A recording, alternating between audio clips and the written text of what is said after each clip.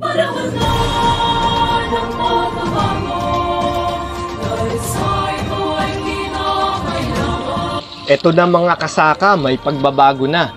Presyo ng palay ay pataas na.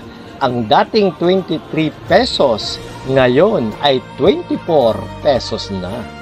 Ito ang mag-aahon sa tiyak na pagkalugi ng mga magsasaka.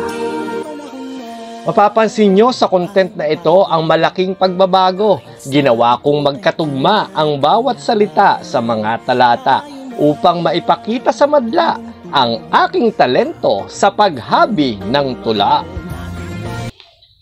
Nagmula sa isla na kung saan matatagpuan ang halkon, tamaraw at mangyan, pinagyaman ng mga talon, kagubatan, dalampasigan at lunti ang kapatagan.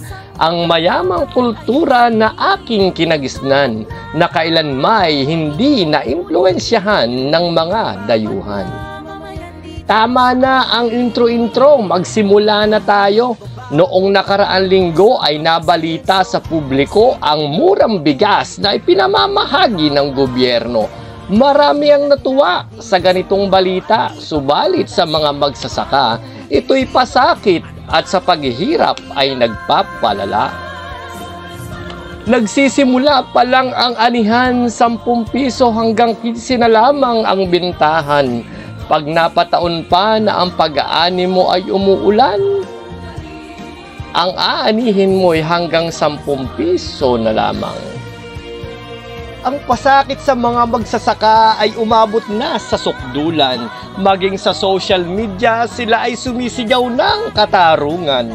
Habang ang ilan ay yumayaman, kaming magsasaka ang nawawalan.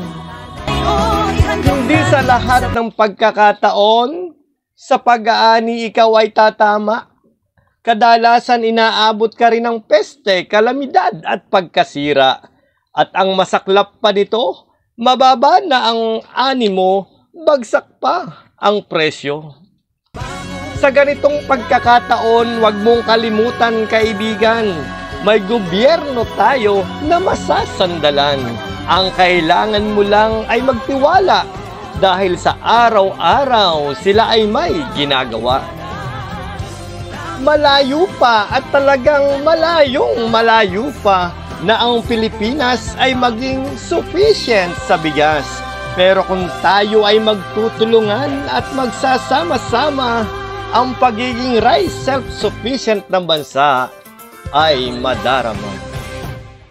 God bless! Masaganang bagong Pilipinas!